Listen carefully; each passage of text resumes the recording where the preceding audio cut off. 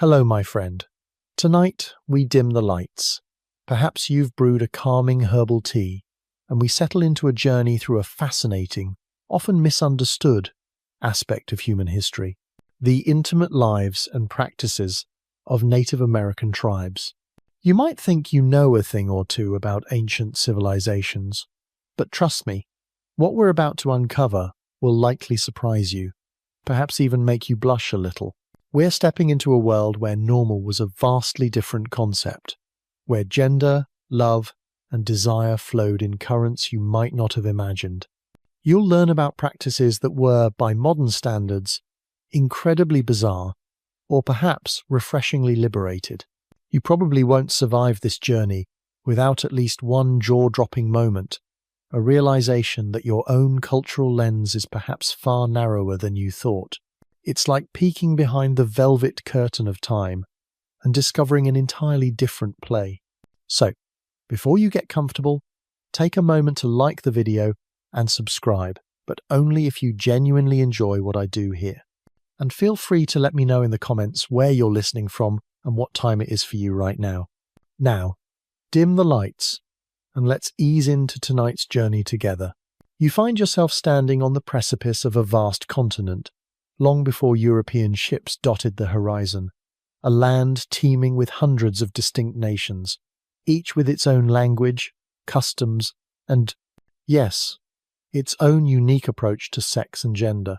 Forget everything you thought you knew about puritanical Victorian attitudes, because here you're stepping into a world where intimacy was often viewed not as a hidden sin, but as a vital part of the spiritual, social, and even cosmic fabric. You see, the Western world's binary understanding of gender and sexuality, man or woman, straight or gay, sacred or profane, simply didn't apply universally here. It's like trying to fit a square peg into a beautifully carved, multifaceted round hole. Take, for instance, the concept of the Berdache. You might recall this term from dusty old anthropology texts, a term now largely considered outdated and even offensive. But its historical use points to a crucial mainstream historical fact. Many Native American societies recognized and revered individuals who embodied both masculine and feminine spirits, transcending rigid gender roles. These weren't just men who dressed as women, or vice versa. They were often seen as a third, or even fourth, gender entirely. You're not just looking at a cultural curiosity, you're witnessing an entire societal acceptance that shatters modern preconceptions. Imagine a world where your gender identity isn't confined to a simple M or F on a form, but where a spectrum of possibilities is not just tolerated, but celebrated as inherently powerful and sacred. You walk through a bustling village, perhaps among the Cheyenne or the Sioux, and you observe these individuals. They might perform tasks traditionally associated with either men or women, or entirely unique roles that blend the two. One moment, you see them skillfully tanning hides, an activity often done by women, and the next, they're crafting weapons with the precision of a master warrior. The quirky or fringe tidbit here is that these individuals were often believed to possess special spiritual powers precisely because they walked between worlds. They were often shamans, healers, matchmakers, or storytellers, conduits to the spiritual realm, revered for their unique perspective and wisdom. It's like having a built-in mystic advisor who also happens to be fantastic at making dinner. Historians still argue whether the term Berdache accurately captures the diverse roles and identities across all tribes, as each nation had its own specific terms and understandings, many of which were lost or distorted through colonial encounters. The very word Berdache itself is of Persian origin, brought to the Americas by French explorers, a clear example of an outsider's attempt to categorize something deeply complex through a simplistic foreign lens. You realize how much was lost in translation, both literally and culturally, as European notions of gender and sexuality clashed violently with indigenous realities.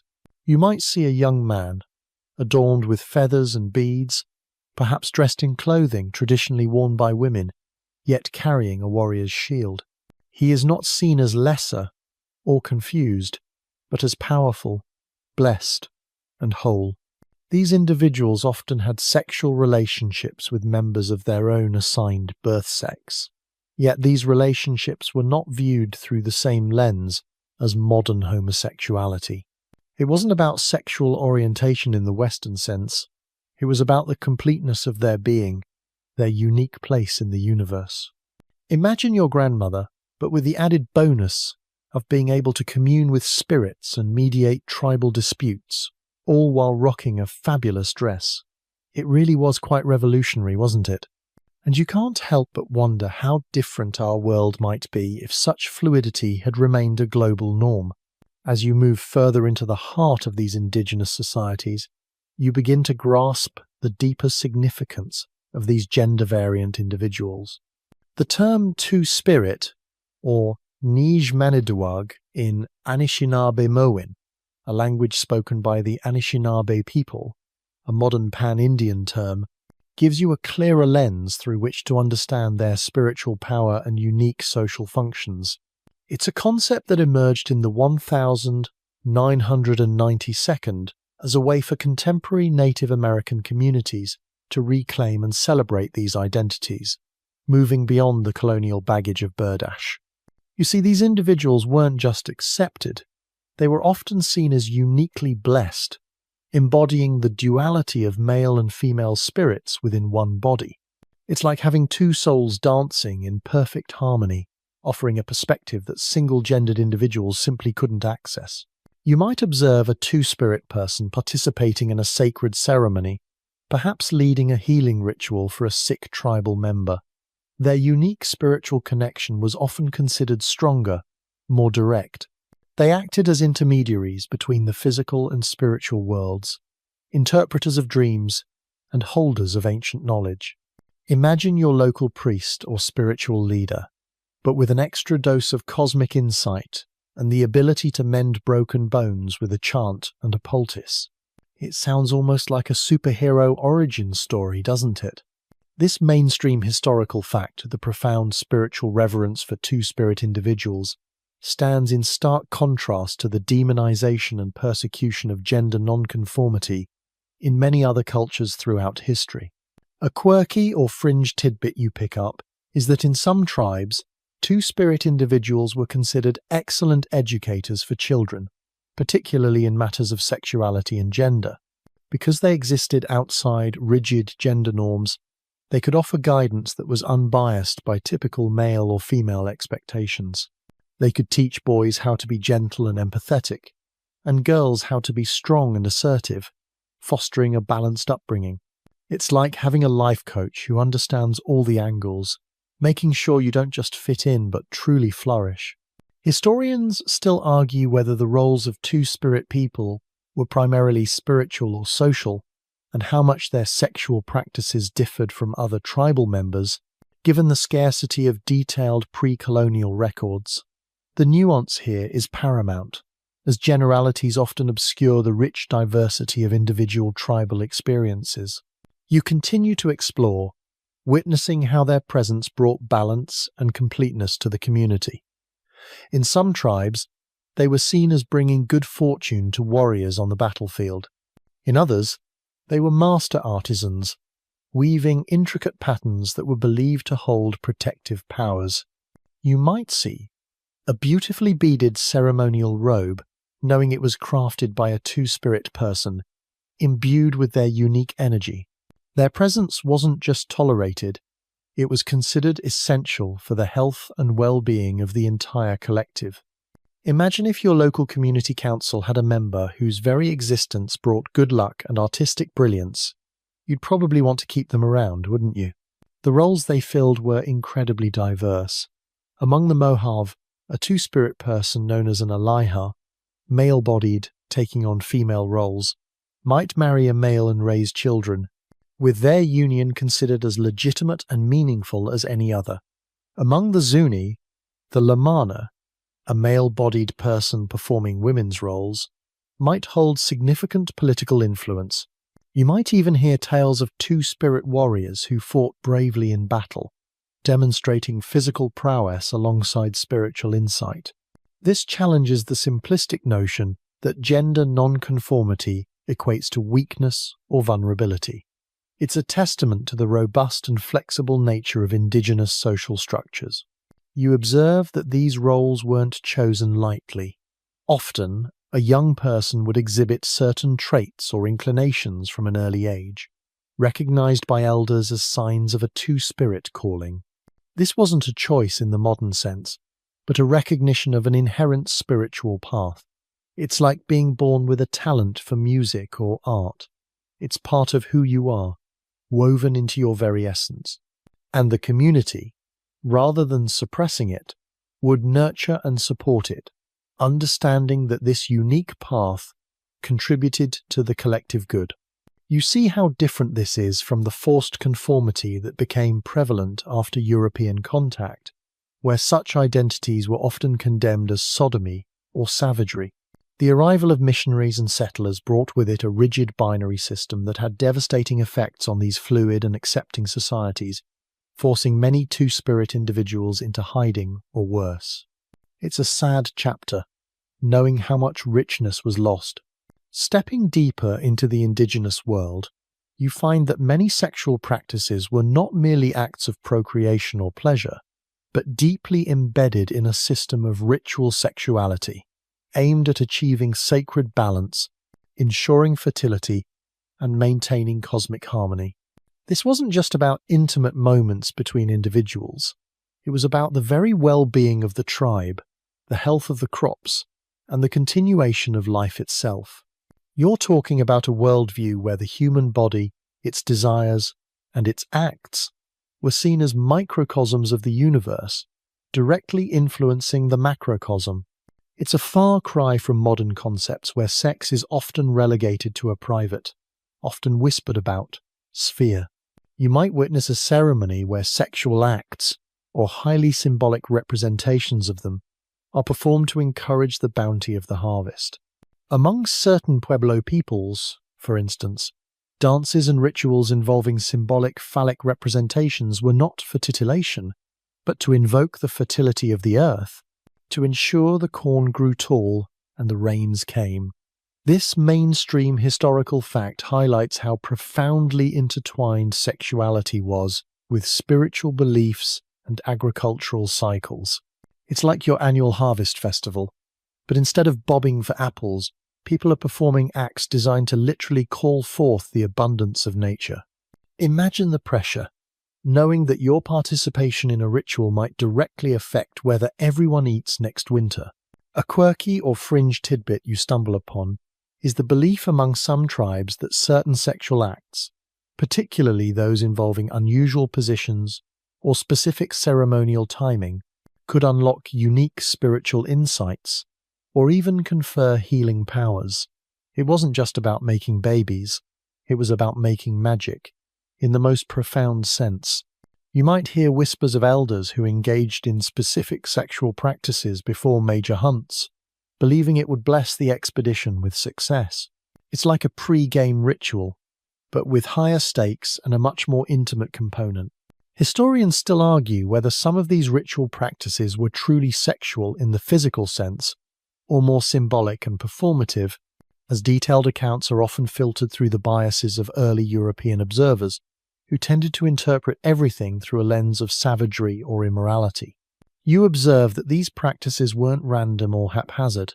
They were meticulously timed, often aligned with lunar cycles, solstices, or specific agricultural milestones.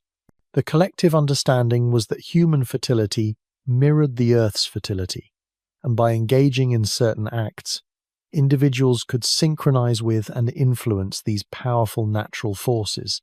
You might see couples participating in communal dances that become increasingly suggestive, culminating in acts that are not hidden, but celebrated within the communal context, all under the watchful, approving eye of the elders.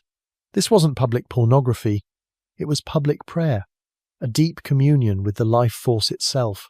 Think about the profound difference in perspective. In many Western traditions, the body is often seen as a vessel for sin, and sexual urges as something to be controlled or suppressed. But here, the body and its capacities for pleasure and procreation were seen as sacred gifts, instruments for engaging with the divine. It's a truly holistic view, where the physical, spiritual, and communal are not separate silos, but parts of an interconnected web. You realize how much of modern society's anxieties around sex stem from this historical schism, where the sacred was divorced from the sensual. You ponder the specific roles of certain individuals within these rituals. Perhaps a priest or priestess might guide the proceedings, ensuring that the acts were performed with the correct intent and reverence. The focus wasn't on individual gratification, but on the collective outcome, a bountiful harvest, a healthy community, a balanced universe. You might even feel a sense of awe at the sheer trust and shared purpose present in these ceremonies, a stark contrast to the often isolated and private nature of sexual expression in your own time. The air hums with a palpable sense of connection, not just between people, but between people and the very ground they stand upon. It's a powerful reminder that intimacy can extend far beyond the bedroom, embracing the entire cosmos. From the grand scale of ritual sexuality, you now shift your focus to the intimate, personal transition of puberty rites, which were far more than just celebrations of physical maturity. These ceremonies marked a profound initiation into adulthood, a period of intense learning, spiritual awakening, and guided sexual exploration. You're not just watching kids grow up, you're witnessing the deliberate sculpting of responsible, sexually aware, and communally integrated adults.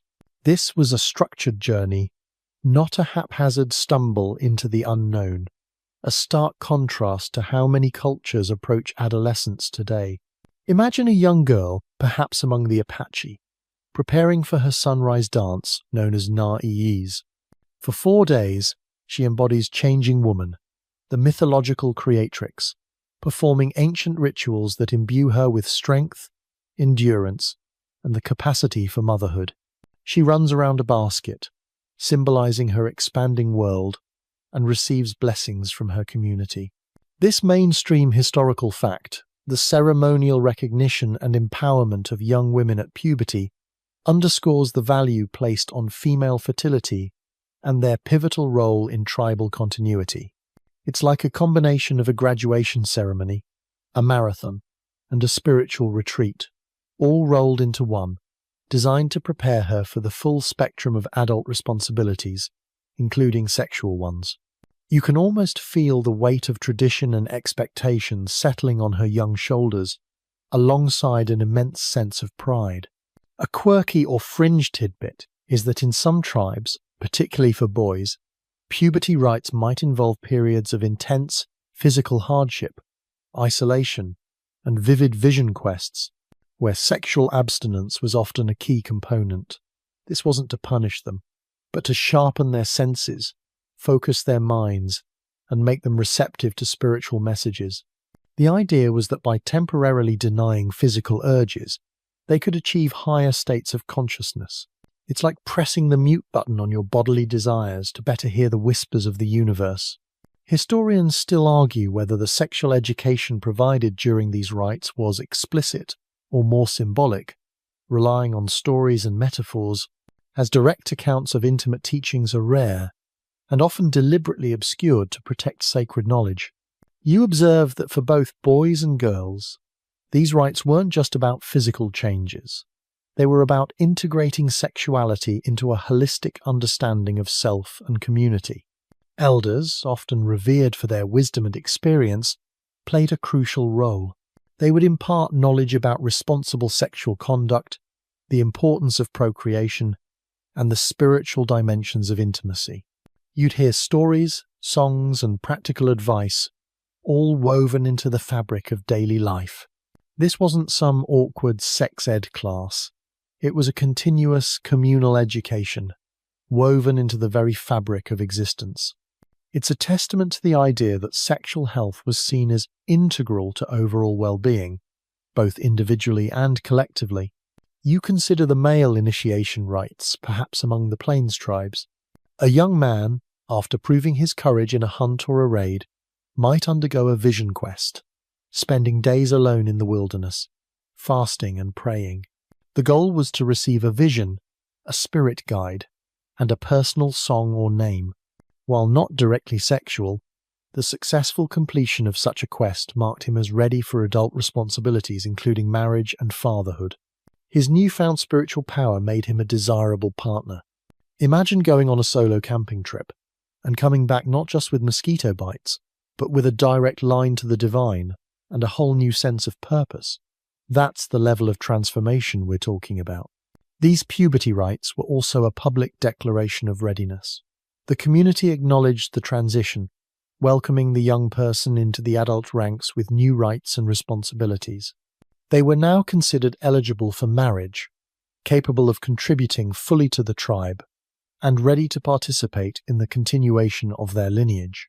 You see how this contrasts with cultures where adolescence can be a prolonged, undefined period of uncertainty. Here, the path was clear, the milestones celebrated, and the destination meaningful.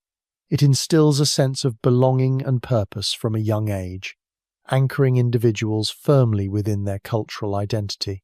Having explored the individual journey through puberty rites, you now turn your gaze to the broader societal framework of marriage customs within Native American tribes, discovering a spectrum of arrangements that prioritized family and community ties above all else. You'll quickly realize that the Western romantic ideal of love at first sight, followed by a church ceremony, was, for many Indigenous peoples, a foreign and often impractical notion. Here, marriage was a pragmatic union, a social contract designed to strengthen kinship networks and ensure the survival and prosperity of the group.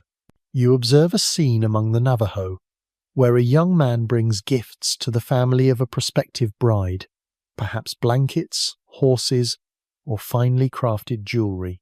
If the gifts are accepted, it signals approval, and the union proceeds. The marriage itself might be marked by a simple ceremony, often involving the sharing of corn pollen, a sacred substance symbolizing life and blessing. This mainstream historical fact, that arranged marriages were common, often initiated by families and characterized by gift-giving, was a widespread practice across many tribes. It ensured alliances between families, distributed resources, and maintained social cohesion. It's like a sophisticated networking event, but for creating new family branches, where the stakes are a bit higher than just getting a new job lead. A quirky or fringe tidbit you might encounter is the practice among some tribes, like the Crow, where a man might marry all the sisters in a family, either simultaneously or as they came of age. This sororal polygyny, as it's known, was seen as a way to keep property and children within a single family unit, providing stability and mutual support for the women. It sounds complicated, but imagine having your sisters as your co-parents and co-wives. On a busy Tuesday, that might actually sound appealing. Historians still argue whether these sister wives had equal status and autonomy within the household, or if power dynamics shifted based on age and individual personalities. You realize that while arranged marriages were the norm, evidence suggests that love and affection often developed within these unions over time. Unlike some rigid systems, there was often room for personal preference, especially once initial agreements were made.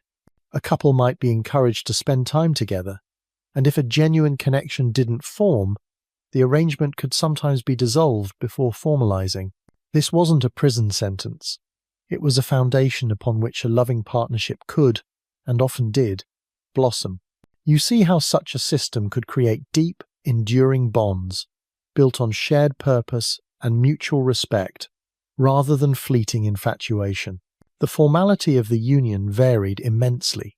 In some tribes, the act of a woman moving her belongings into the man's lodge, or vice versa, was considered the ultimate formalization of the marriage. As recalled in your saved information about ancient Egyptian weddings, there might be no elaborate ceremony, no pronouncements, just the simple, practical act of establishing a shared household. It's like moving in together, but with the entire community's quiet acknowledgement and blessing. This understated approach underscores the practical, functional nature of these unions. You consider the diverse forms that marriage could take. While monogamy was common, polygamy, specifically polygyny, where one man has multiple wives, was also practiced by many tribes, a concept you'll delve into more deeply in the next section. These practices were often driven by economic factors, labor needs, or a desire to form strong alliances. You see how marriage wasn't just about individual happiness, but about the collective strength of the family unit and the tribe as a whole. It was a societal building block, meticulously placed to ensure stability and continuity across generations. And you can't help but admire the intricate social engineering that allowed for such varied, yet highly functional, approaches to partnership. Building upon the varied forms of union you just explored, you now delve deeper into the often misunderstood practice of polygamy's presence in Native American tribes. This wasn't some salacious free-for-all, but a practical, socially structured, and often resource-driven approach to family building. You're talking about a system where multiple spouses, typically multiple wives for one man, polygyny, serve distinct purposes related to labor, alliances, and social status.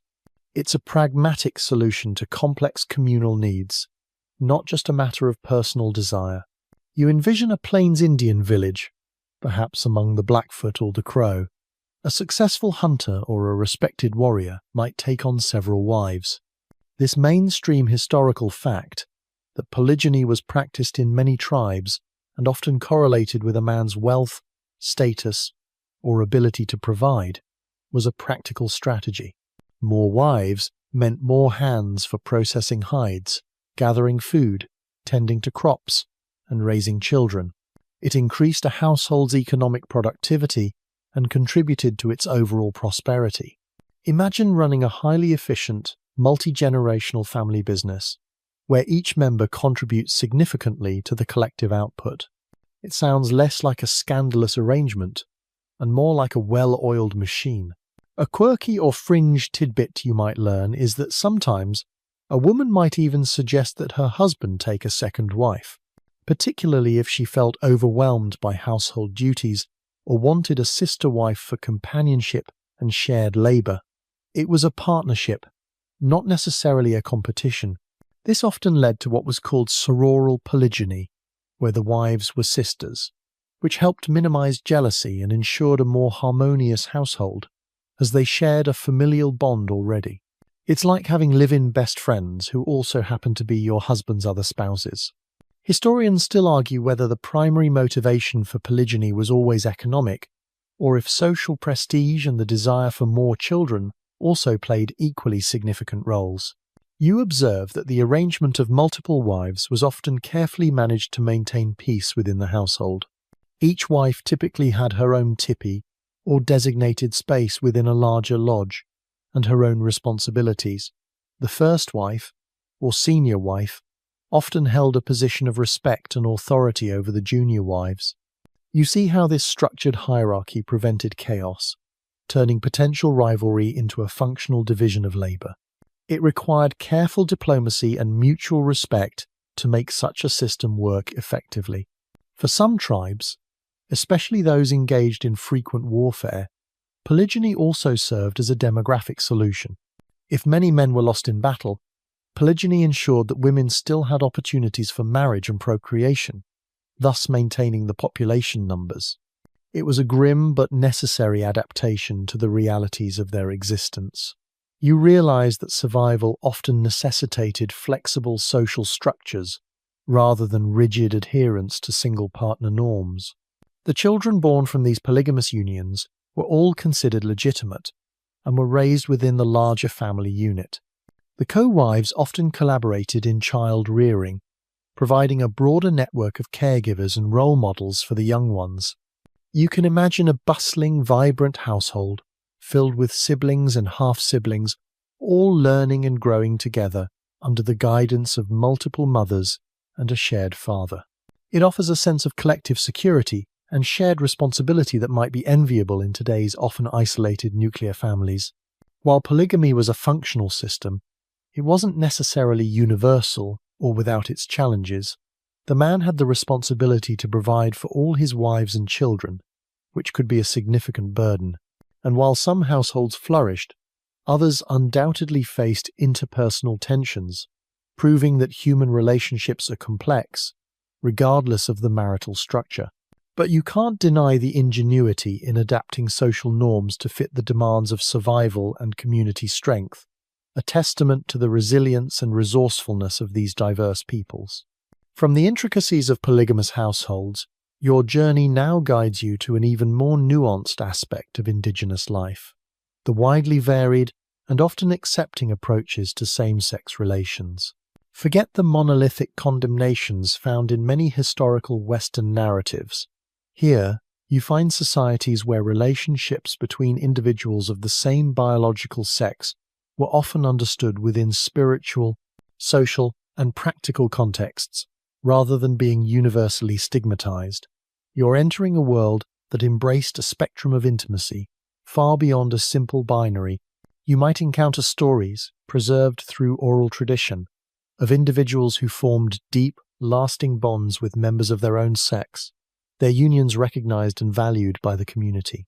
This mainstream historical fact that same-sex relationships were accepted in many Native American tribes, often connected to the spiritual roles of two-spirit individuals, stands in stark contrast to prevailing European attitudes that condemned such unions as unnatural or sinful. You see, when a society already embraces multiple genders, the idea of same-sex attraction within those broader categories becomes far less problematic. It's like discovering that a road you thought only went north and south actually has dozens of scenic detours. A quirky or fringe tidbit is that among some tribes, male same-sex relationships involving a two-spirit person, a male-bodied individual taking on feminine roles and often marrying another male, were sometimes seen as particularly auspicious. The two-spirit person, embodying both male and female spirits, brought a unique balance to the union, believed to confer blessings on the household. It's a bit like having a cosmic power-up for your relationship, ensuring extra good vibes. Historians still argue whether these relationships were always tied to the two-spirit identity, or if some same-sex relationships existed independently of specific gender roles, simply as expressions of individual affection and partnership, though direct evidence is harder to come by due to suppression post-contact. You observe that these relationships were rarely about mere physical desire in isolation. They were integrated into the social fabric. A male two-spirit, for instance, might marry another male, fulfilling a role akin to a wife, managing the household, gathering food, and performing tasks traditionally associated with women, while their male partner would hunt and protect. Their household would be seen as complete and functional, contributing to the community just like any other. You watch as this couple, perhaps among the Crow or Hidatsa, shares responsibilities and nurtures their adopted or biological children, experiencing the joys and challenges of domestic life. It demonstrates a flexibility in social structure that allowed for different forms of family to thrive. For female same-sex relationships, the historical record is often even scarcer, due in part to the biases of early chroniclers and the private nature of women's lives. However, anthropological accounts and oral traditions suggest that some women formed lifelong partnerships, sharing tasks and resources, particularly in tribes where women held significant economic and social autonomy. These relationships might not always have involved a two-spirit identity in the same way as male roles, but they were nonetheless recognized as legitimate forms of companionship and mutual support.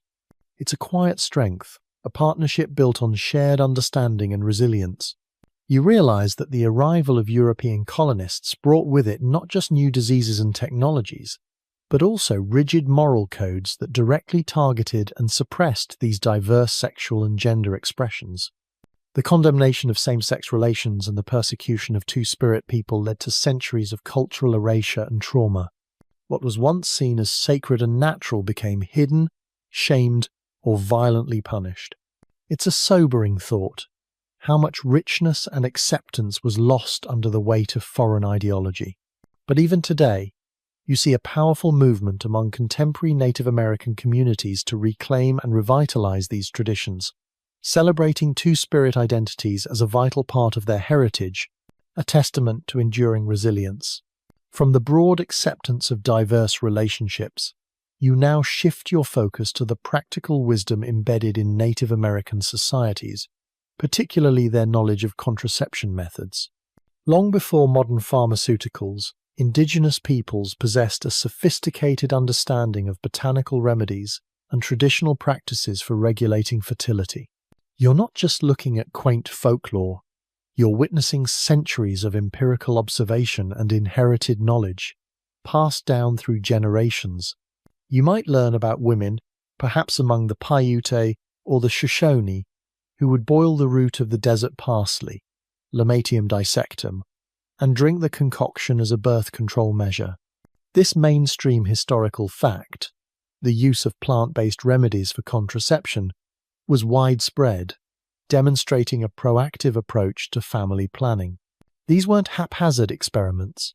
They were carefully prepared remedies, often administered under the guidance of elder women or healers who understood the precise dosages and timings. It's like a natural pharmacy, operating on the principles of sustainability and deep ecological knowledge, long before the term pharmacopoeia was even coined. Imagine knowing your local flora so intimately that you could regulate your family size with what grew just outside your dwelling. A quirky or fringe tidbit you encounter is the belief among some tribes that certain plants, beyond their direct chemical properties, possessed spiritual energies that could influence fertility. For example, some traditions suggested that carrying specific roots or wearing charms made from certain plant parts could also act as a contraceptive, or, conversely, as a fertility enhancer. It's like combining ancient herbalism with a touch of protective magic, a holistic approach where the physical and spiritual realms were intertwined. Historians still argue whether the effectiveness of these methods was primarily physiological, due to active compounds in the plants, or psychological, a placebo effect enhanced by ritual and belief. It's hard to separate the science from the sacred when you're looking back through time. You observe that knowledge about these methods was primarily held by women, passed down from mother to daughter, or from healer to apprentice. It was a guarded wisdom, central to women's autonomy and their ability to manage their own bodies and family size in alignment with tribal resources and personal well-being. You see the power in this self-determination, the agency women possessed over their reproductive lives, free from external decrees. This contrasts sharply with many historical Western societies where women had little to no control over their fertility, often dictated by religious or patriarchal norms. Beyond herbs, some tribes also employed other methods. Prolonged breastfeeding, for example, was a commonly understood practice that naturally extended birth spacing. You might also hear about practices like coitus interruptus or even specific ceremonial periods of abstinence, though these were less about direct contraception and more about spiritual or social regulation of sexual activity. The underlying principle was a keen awareness of the body's rhythms and cycles. You consider the implications of this knowledge. It allowed tribes to manage population growth in relation to available resources, preventing overpopulation and ensuring the sustainability of their way of life. It also gave individuals, especially women, a degree of control over their lives and their families' futures.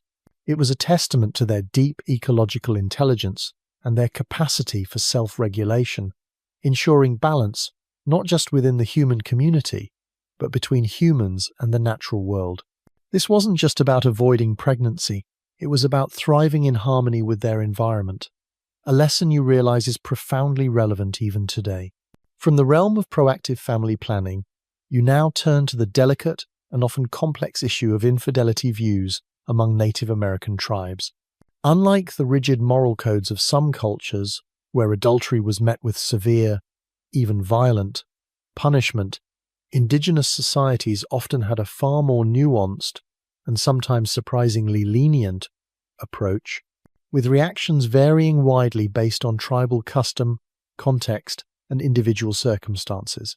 You're not dealing with a universal commandment here, but a tapestry of responses. You might witness a scenario in a village where an extramarital affair comes to light. In some tribes, like certain plains groups, a man's response to his wife's infidelity might be to ritually cut off her nose or braid, a public mark of shame.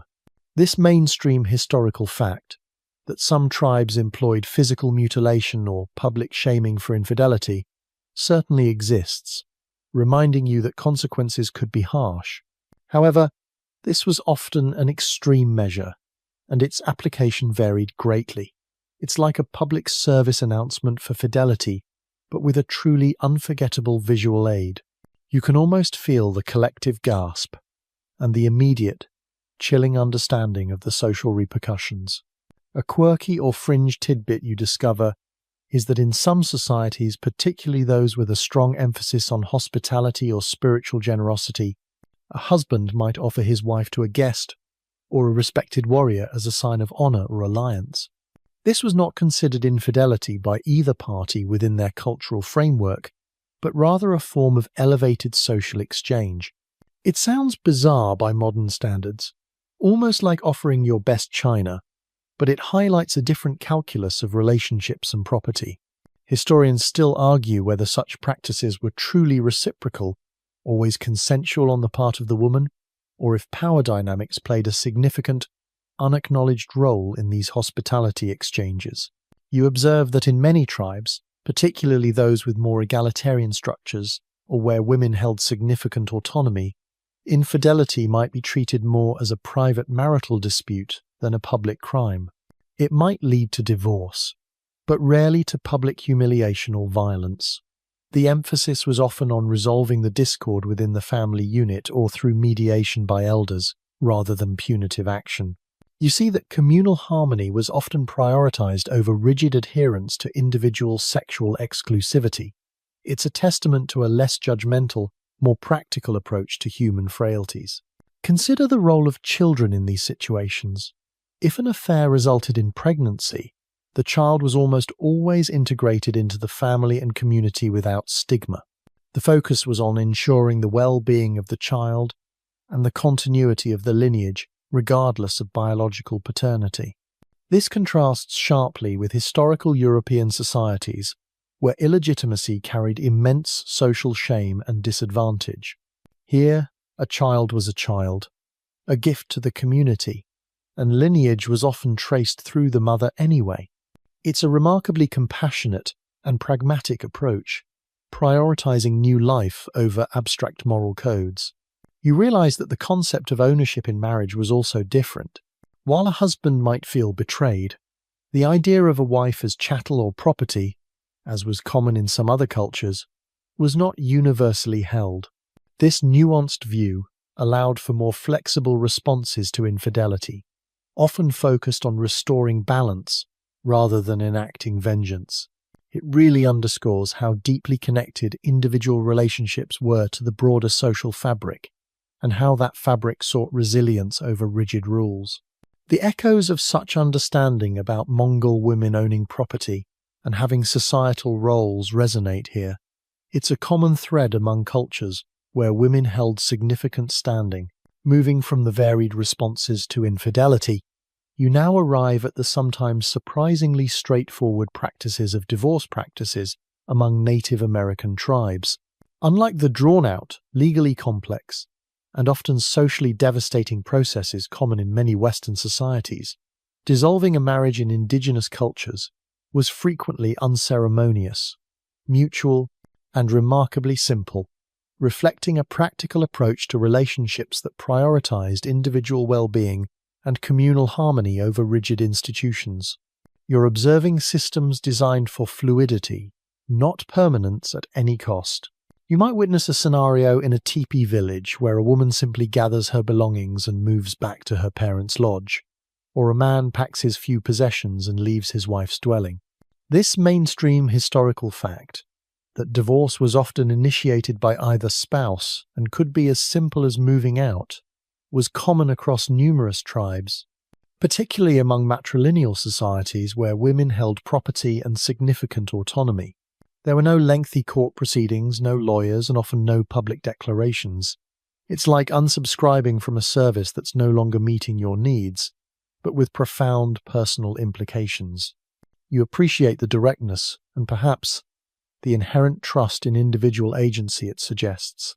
A particularly insightful detail you uncover is that among some tribes, if a couple divorced, it wasn't uncommon for them to remain friendly, even co-parenting their children without animosity. In fact, if there were children, the father often retained strong ties to them, even if they lived with their mother's family. It's like splitting up with your business partner, but still collaborating on the project you both care about deeply. Historians still debate whether the ease of divorce sometimes led to less commitment in relationships, or if it actually fostered healthier unions by allowing unhappy individuals to separate without immense social pressure, thus preventing prolonged discord. You observe that the reasons for divorce were varied and often quite practical. Incompatibility, a lack of children, laziness, abuse, or simply a desire for a different partner could all be valid grounds. There wasn't a strong moral judgment attached to divorce itself. It was seen as a natural outcome when a union was no longer serving its purpose for one or both individuals. You see how this pragmatic view contrasts sharply with cultures that view marriage as an unbreakable sacrament, regardless of the individual's happiness. The children of divorced parents were usually well integrated into the extended family network. In many matrilineal societies, children remained with their mother's family, ensuring they were cared for and continued to learn their cultural heritage. The community often provided support, understanding that the well-being of the children was a collective responsibility. This meant less trauma for the children, as they weren't caught in bitter custody battles or stigmatized by their parents' separation. It's a remarkably mature approach, prioritizing the future generation over the past disputes.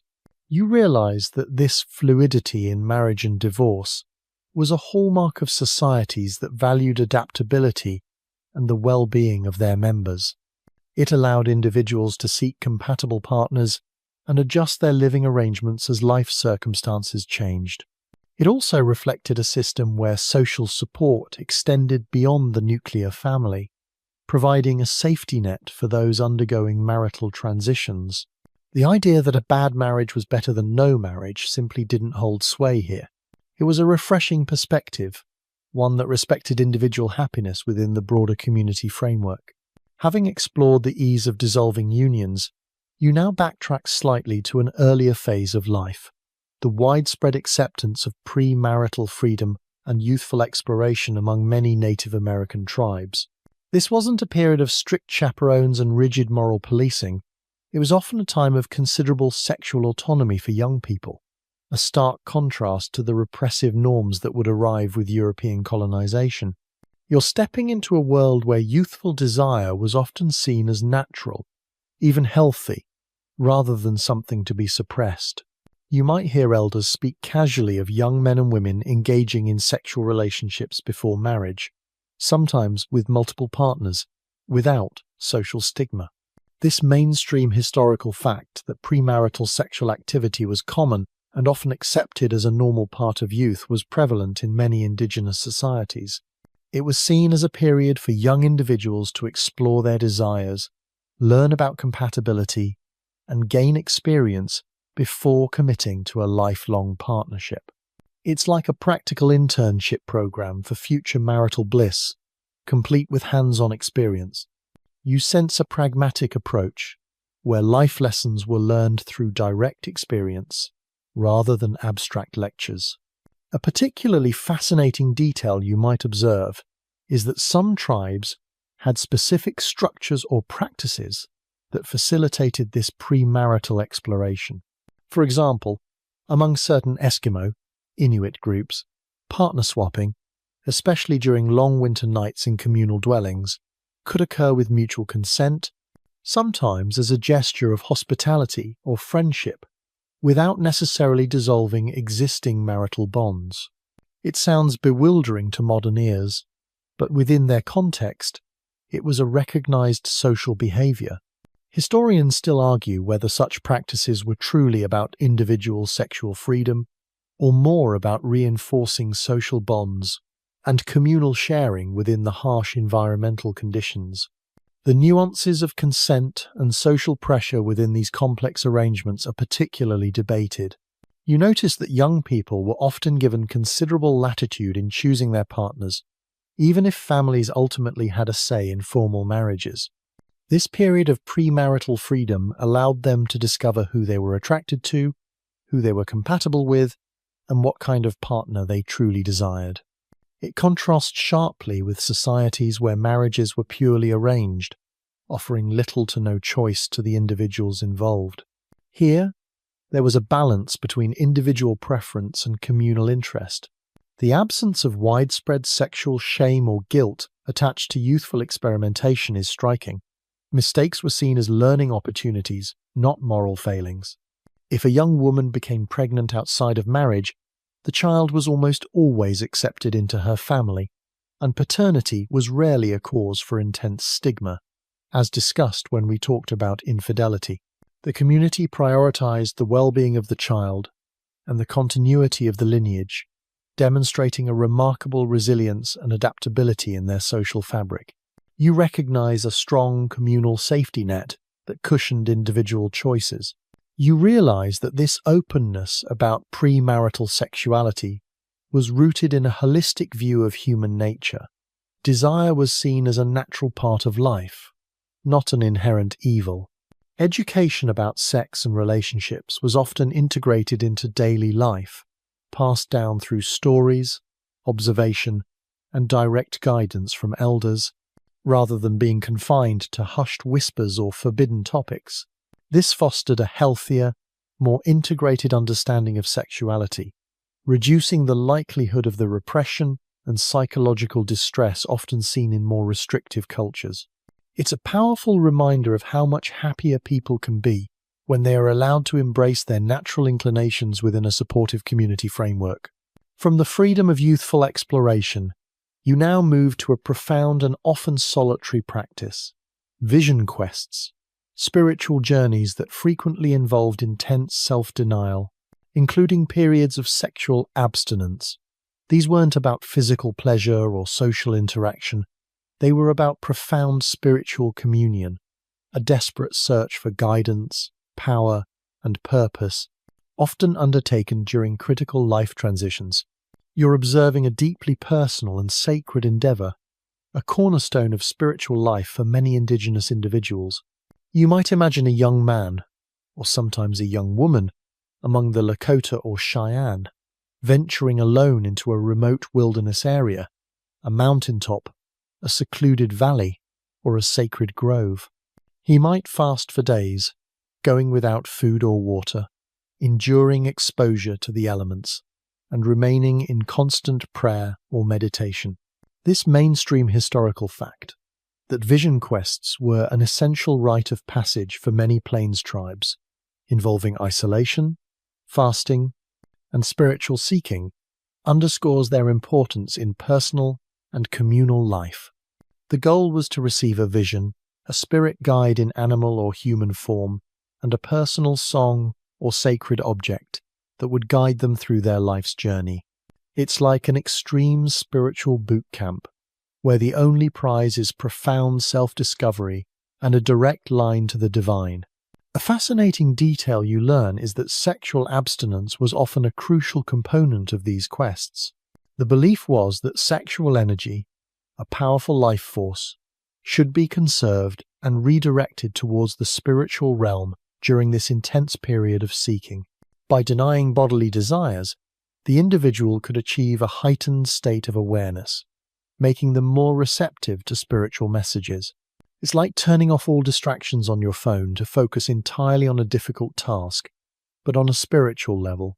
Historians still argue whether the perceived success of a vision quest was primarily due to the physiological effects of deprivation, leading to altered states of consciousness, or genuinely spiritual encounters with supernatural forces. You observe the profound transformation that often followed a successful vision quest. The individual would return to the community with a new sense of identity, a clearer purpose, and often a special power or role within the tribe. They might become a healer, a warrior, a spiritual leader, or an artist, guided by their unique vision. Their experience was revered and respected, giving them standing and authority within the community. You see the deep respect given to those who had walked the edge of their own endurance to find spiritual truth. While primarily a male rite in some cultures, women also undertook vision quests, though their experiences might be more connected to visions related to healing, dream interpretation, or the well-being of the family and community. Their quests might be tied to menstrual cycles or childbirth, reflecting their unique connection to the life-giving forces. The ultimate goal remained the same: to connect with the sacred, to gain insight, and to bring back spiritual power for the benefit of all. You reflect on the contrast between this profound spiritual discipline and the often immediate gratification sought in modern life.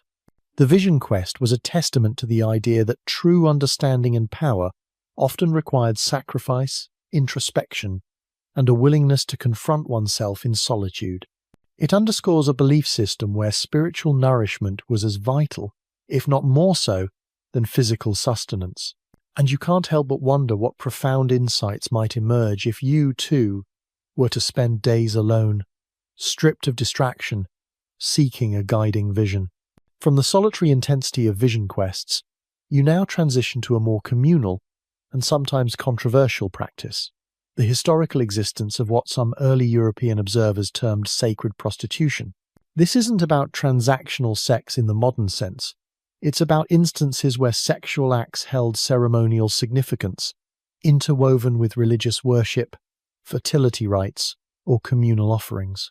You're exploring a concept where the body and its functions were seen as instruments of divine connection, rather than sources of shame.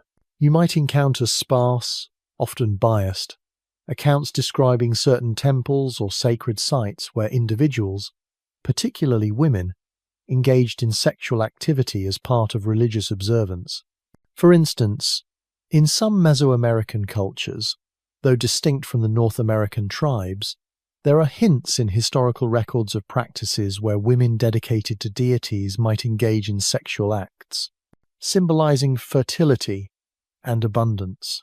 While explicit evidence for widespread temple prostitution in North American tribes is debated and far less documented than in some other ancient civilizations, the mainstream historical fact is that sexuality was frequently integrated into spiritual rituals, blurring lines that Western societies typically draw sharply.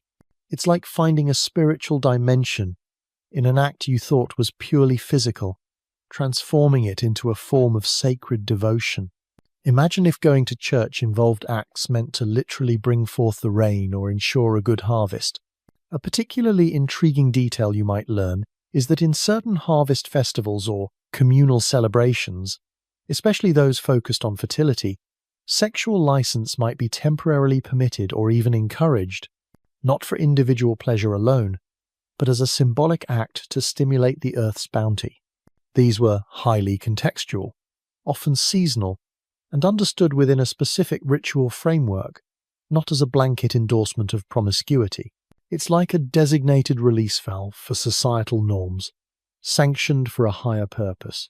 Historians still argue whether the descriptions of sacred prostitution by early European chroniclers were accurate interpretations of indigenous practices, or if they were heavily influenced by their own cultural biases and often misunderstood what they were observing, potentially mischaracterizing ceremonial sexual acts, or simply observing different forms of sexual freedom.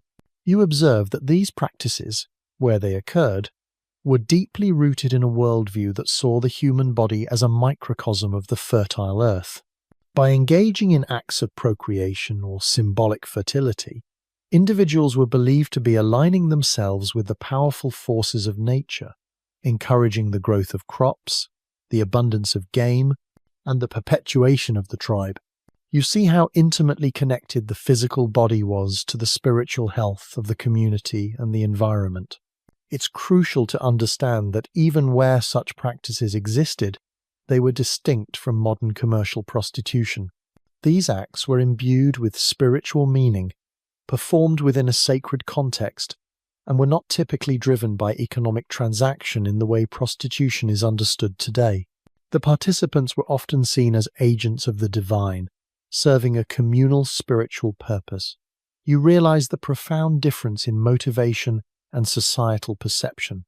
You reflect on how these practices, however rare or misunderstood, highlight the radical differences in how sexuality was integrated into daily life and spiritual belief systems compared to the Abrahamic traditions that largely shaped European thought.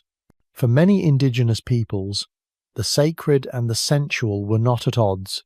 They were two sides of the same vibrant coin, both essential for a full and harmonious existence. It offers a powerful counter-narrative to the idea that piety must always be divorced from physicality.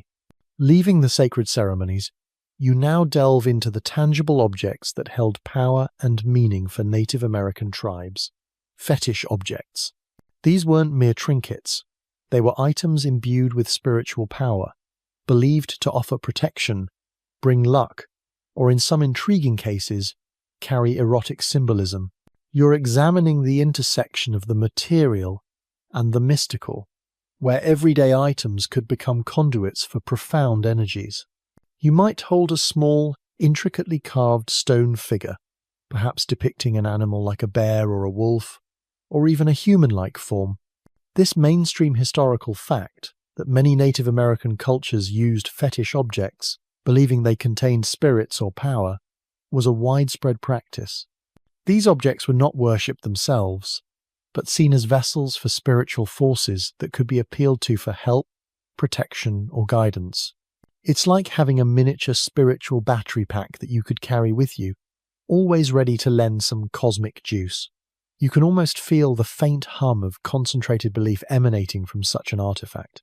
A particularly captivating detail you might discover is that some fetish objects incorporated overt sexual imagery, or were used in ways directly related to fertility and procreation. For example, some ancient effigy pipes or carvings might depict phallic symbols or figures engaged in sexual acts, not for crude amusement, but to invoke abundance, ensure successful hunting, or promote human fertility. It's like a visual prayer for prosperity, where the raw power of creation is explicitly honored. Historians still argue whether the primary function of these sexually explicit fetishes was purely spiritual and symbolic, or if they also served a more direct, perhaps even educational, purpose in discussions about sexuality within the community. You observe how these objects were cared for with reverence. They might be kept in sacred bundles, brought out for specific ceremonies, or worn as personal amulets. Their power was believed to derive from their connection to specific spirits, or from the person who created or imbued them with spiritual energy. You see the deep personal connection individuals had with these items, far beyond mere possession. They were companions on the journey of life, guardians against unseen dangers, and reminders of spiritual truths. Consider the diverse forms these fetishes could take. A small pouch filled with sacred herbs, a specially chosen stone, a piece of carved wood, or even an animal part like a claw or a feather could become a fetish. The power wasn't in the object itself, but in the spirit it housed, or the intent with which it was used. This holistic view meant that almost anything could become sacred, blurring the lines between the mundane and the divine. You realize how much richer life must have been when so many objects were infused with meaning. You reflect on how these fetish objects served as tangible anchors for intangible beliefs. In a world without written scriptures, these items acted as mnemonic devices, reminding people of their connection to the spirit world, their traditions, and their place in the cosmic order.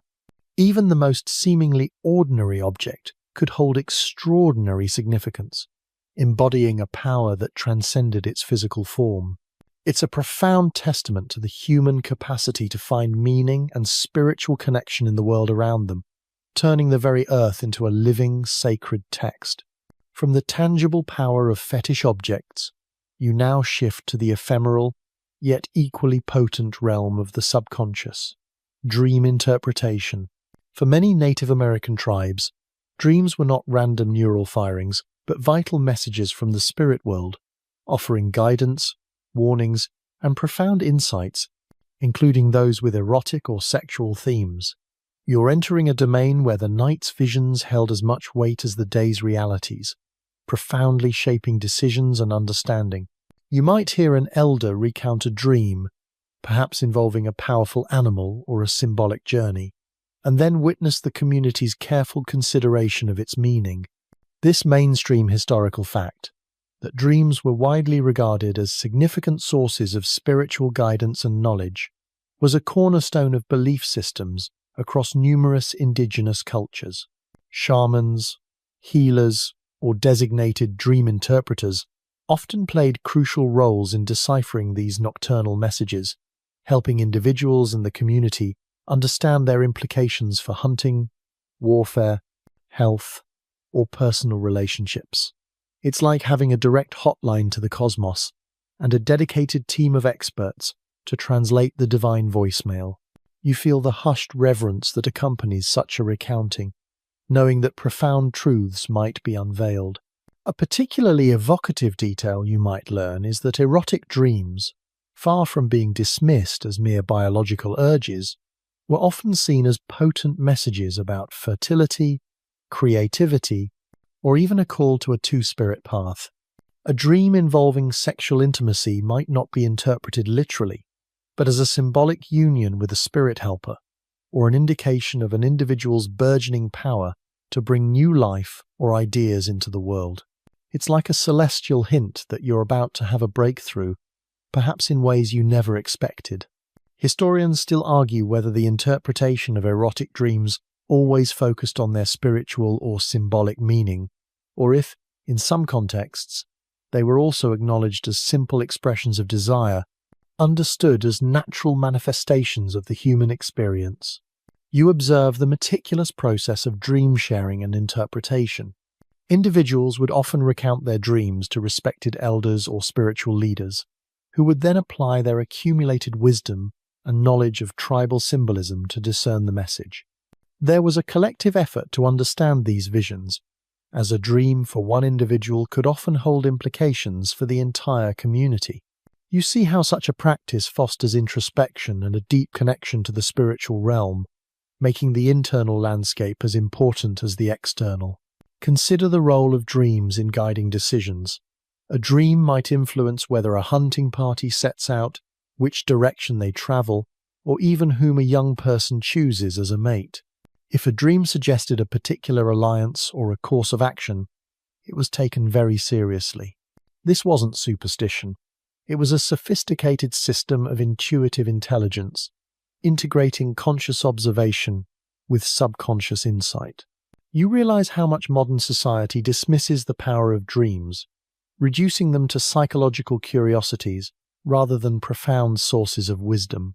You reflect on the contrast between this deep respect for dreams and the modern world's emphasis on waking, rational thought.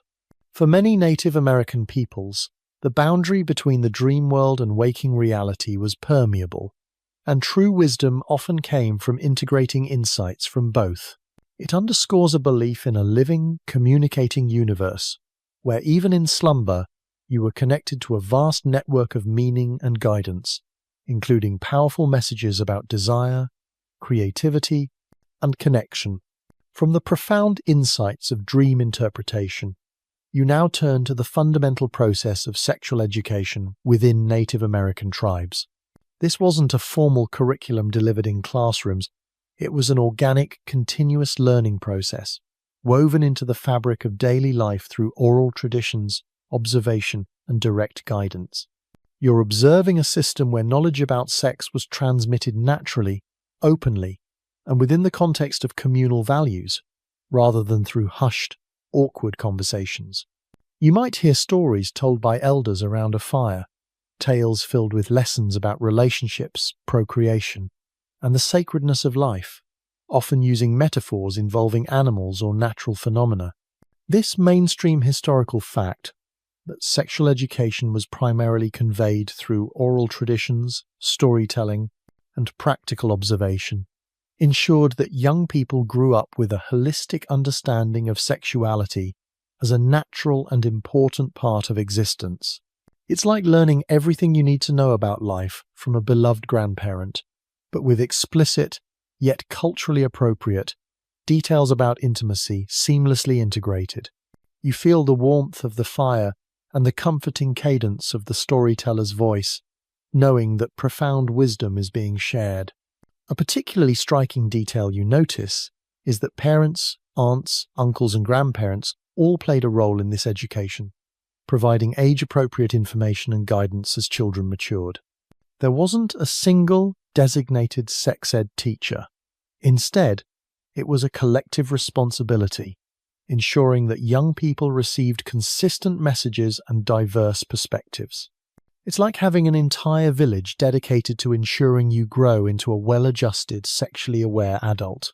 Historians still argue whether the level of explicitness in these teachings varied significantly from tribe to tribe, or if a general pattern of gradual, context-specific revelation was common across most Indigenous cultures.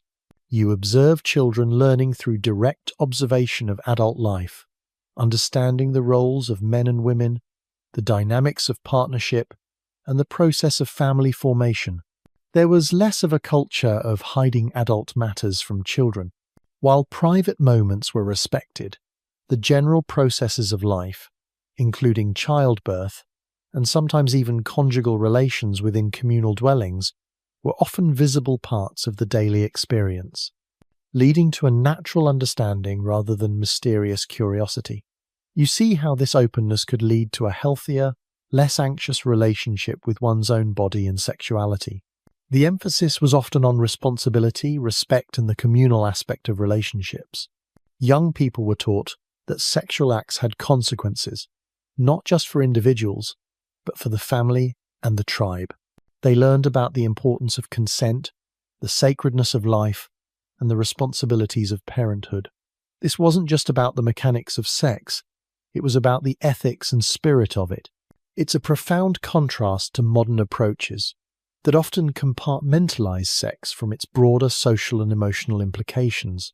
This integrated approach to sexual education meant that young individuals entered adulthood with a clear understanding of their bodies, their desires, and their societal roles related to intimacy and procreation. They were prepared for marriage, parenthood, and responsible sexual expression, fostering a sense of confidence and belonging. It stands as a powerful example of how knowledge, when openly shared and deeply integrated into culture, can empower individuals and strengthen communities.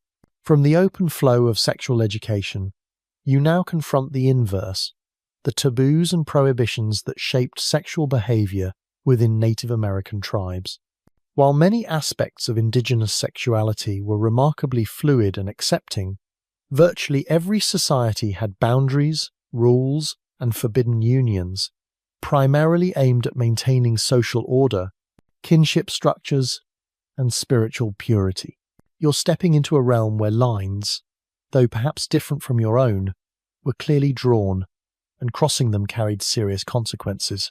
You might learn, for instance, that incest was universally taboo and fiercely condemned across virtually all Native American cultures. This mainstream historical fact, that strict prohibitions against incest were fundamental to tribal law and social structure, underscores its importance in preventing genetic problems and maintaining clear kinship lines. The definition of incest could extend beyond immediate family, encompassing clan members or even distant relatives, reflecting the intricate web of kinship that defined social life. It's like an ancient, self-imposed genetic firewall, designed to keep the lineage strong and the social fabric from unraveling. You can almost feel the collective repulsion at the very thought of such a transgression. A particularly intriguing detail you might discover is that in some tribes, there were prohibitions against sexual relations during certain sacred periods, such as before a major hunt or battle, or during significant ceremonies. This wasn't necessarily about sin, but about conserving spiritual energy or maintaining ritual purity for a specific purpose. It's like a temporary, divinely mandated pause button on intimacy, for the greater good of the community. Historians still argue whether the severity of punishment for violating these taboos was consistent across tribes, or if it varied based on the specific context of the transgression and the status of the individuals involved. You observe that these prohibitions often reinforced the complex social and kinship systems that underpinned tribal life. Marriage between certain clan members might be forbidden to prevent confusion of lineage or to encourage exogamy, marrying outside one's own group, which strengthened alliances between different bands or communities. You see how these rules, seemingly restrictive, actually served to broaden social networks and ensure genetic diversity, creating more resilient and interconnected societies. Consider the consequences of violating a major taboo. While not always physical punishment, social ostracism was a powerful deterrent. An individual who committed incest, for example, might be cast out from the community, a devastating fate in a survival-oriented society.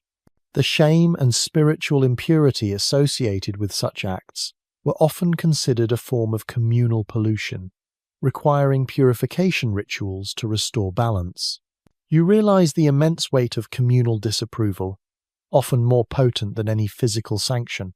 You reflect on how these taboos, despite their diversity, shared a common underlying purpose: to preserve the integrity and well-being of the collective.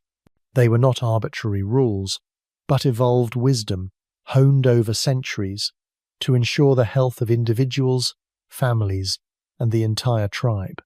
They highlight that even in cultures known for their sexual openness, there was a profound understanding of boundaries and the importance of responsible behavior for the greater good. It's a reminder that freedom, even in its most expansive forms, often thrives within a framework of shared understanding and respect. Having explored the rules and boundaries of sexual behavior, you now shift to a lighter, yet equally significant, aspect of Indigenous life: the role of humour in sexuality. Far from being a sombre or strictly private topic, sex was often discussed with playful jokes, teasing, and storytelling, reflecting a healthy and integrated approach to human intimacy. You're stepping into a space where laughter and frankness were not at odds with respect, but often reinforced it. You might hear elders or seasoned storytellers share anecdotes that elicit chuckles, perhaps about a young couple's awkward attempts at courtship, or the humorous predicaments that arise from human desires. This mainstream historical fact, that humour, teasing, and explicit storytelling were common ways to discuss and normalize sexuality in many tribes, allowed for open communication and reduced anxiety around the topic. It's like a stand-up comedy routine designed to teach you about life's most intimate lessons, making potentially uncomfortable subjects approachable and relatable. You feel the warmth of shared amusement, dissolving any lingering tension. A particularly delightful detail you might encounter is the existence of coyote stories or other trickster narratives, where sexual themes are woven into often outrageous and funny plots. Coyote, a prominent figure in many Native American mythologies, frequently finds himself in sexually charged, often comical, situations that serve as cautionary tales or simply as entertainment. It's like an ancient cartoon character who gets into all sorts of hilarious trouble, inadvertently teaching valuable lessons along the way. Historians still argue whether the primary function of these humorous narratives was purely didactic, meant to convey moral or social lessons, or if they also served as a crucial outlet for societal tensions and individual desires. You observe that teasing, especially between potential mates or within established couples, was a common form of flirtation and interaction. It allowed for a playful exploration of boundaries and attraction, without the stiffness or formality often seen in other cultures. You see how this light-hearted approach could foster genuine connection and ease social interactions, making the path to intimacy a bit more joyful. It underscores a culture that values wit and personal charm as much as practicality. Consider the role of public bathing or communal living in normalizing the body and its functions. In many communal settings, a certain level of nudity or bodily awareness was simply part of daily life. This familiarity, far from breeding contempt, often fostered a more natural and less inhibited understanding of human physicality, contributing to a context where sexual humor could flourish without shame. It's like living on a nudist beach, where everyone is comfortable with their bodies, and a good joke is always appreciated. This embrace of humor in discussions about sexuality meant that young people grew up without the burden of shame or secrecy that often accompanies the topic in more repressed societies. They learned that sex was a natural, often joyful, part of life, and that even its awkward or challenging aspects could be approached with a smile.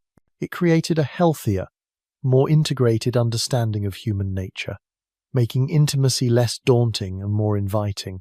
From the light-heartedness of sexual humor, you now delve into the enduring legacy of art and symbolism, discovering how sexual themes were openly and powerfully depicted in various forms of Native American tribal art.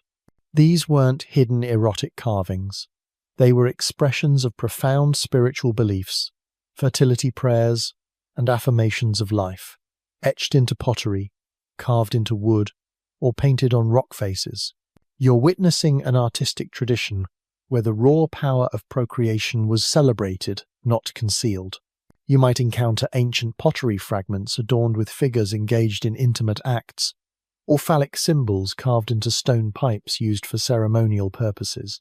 This mainstream historical fact that sexual imagery was present in various forms of Native American art, often linked to fertility, creation myths, and spiritual power, demonstrates a widespread acceptance and reverence for the life force. These weren't mere decorations. They were visual prayers meant to invoke abundance, ensure the continuation of the lineage, or celebrate the fundamental act of creation. It's like finding a gallery where every piece is a direct invocation for life itself, a vibrant celebration of existence. You feel the weight of centuries of belief embedded in these artistic expressions. A particularly striking detail you might observe is the frequent depiction of hermaphroditic figures, or individuals embodying both male and female characteristics, particularly in rock art or small effigies from certain southwestern cultures. These images often relate to creation myths, where primordial beings possessed both genders, highlighting the generative power of duality and wholeness. It's like a visual metaphor for cosmic balance, where the merging of opposites leads to ultimate creativity.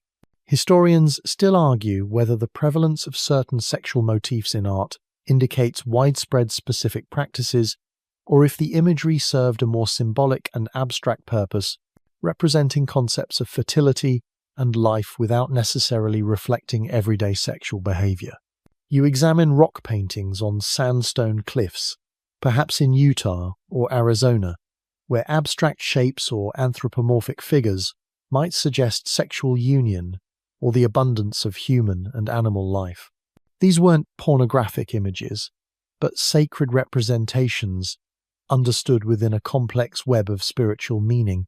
You see how art served as a powerful medium for transmitting knowledge, belief, and cultural values across generations, often in ways that transcended language barriers. Consider the materials used: clay, wood, stone, bone. These natural elements were transformed by skilled hands into objects that held deep spiritual significance. The act of creation itself, in crafting these pieces, often mirrored the very act of procreation depicted in the art. You realize the profound connection between the artist, the material, and the spiritual message, all interwoven into a seamless whole. It's a testament to the idea that art is not just aesthetically pleasing, but deeply purposeful and spiritually charged. This open representation of sexuality in art stands in stark contrast to the often repressed and hidden sexual imagery in many other historical cultures. For Native American artists, the human body and its capacity for procreation were not subjects of shame, but sources of wonder and power, deserving of artistic celebration. It offered a visual language for discussing fundamental aspects of existence. ensuring that the sacredness of life and fertility remained at the forefront of communal consciousness. It underscores a beauty and frankness, a profound comfort with the very essence of being. From the artistic expressions of sexuality, you now shift to a more intense and often paradoxical aspect of male identity, warrior sexuality. For many Native American tribes, the roles of warrior and man were deeply intertwined, and sexual practices or beliefs often played a critical, if sometimes unexpected, role in preparing for battle, asserting dominance, and maintaining spiritual readiness. You're entering a realm where intimacy could be a tool for power, or even a test of discipline. You might learn about rituals performed by warriors before a raid or a major conflict, designed to enhance their ferocity, protect them, or ensure victory. This mainstream historical fact that sexual abstinence or specific ritualistic sexual acts could be part of a warrior's preparation for battle in some tribes highlights the complex relationship between physical prowess, spiritual purity, and martial success. For some, abstinence was believed to conserve vital energy, focusing all power towards the upcoming conflict. For others, specific ritualized sexual encounters might be believed to imbue them with power or good fortune from certain deities or spirits. It's like a pre-game locker room, but instead of Gatorade, it's about managing your chi for maximum battlefield impact. You can almost feel the taut anticipation, the blend of fear and determination in the air. A particularly intriguing detail you might discover is that among some tribes, male warriors might carry small, personal fetishes or charms with overt phallic symbolism, believing these objects would provide protection, enhance their courage, or ensure their virility even in the face of danger. These weren't just good luck charms, they were concentrations of masculine power, meant to project strength and intimidate enemies. It's like a personalized, portable bravado generator. Historians still argue whether the perceived benefits of these practices were purely psychological, boosting confidence and morale, or if there was a deeper, culturally specific belief in their direct, supernatural efficacy. You observe the strong emphasis on male bonding within warrior societies. These were often tight-knit groups, united by shared danger and mutual reliance. While sexual relationships within these all-male groups are rarely explicitly documented as normative, the intense emotional and social bonds formed could certainly be seen as a form of profound intimacy, albeit non-sexual. You see how such camaraderie was essential for survival and success in battle, creating an unbreakable trust among comrades. Consider the aftermath of battle. For some warriors, returning home successfully might involve ritualistic purification to cleanse the trauma of warfare, which could include temporary sexual restrictions. For others, triumphant return might lead to celebrations that included sexual license, a release of tension, and an affirmation of life after facing death. The spectrum of responses was wide, reflecting different tribal philosophies on war and its consequences. It illustrates how profoundly war could impact personal and intimate lives, shaping rituals and behaviors. This intertwining of warrior identity with sexual practices and beliefs underscores the holistic nature of Indigenous worldviews.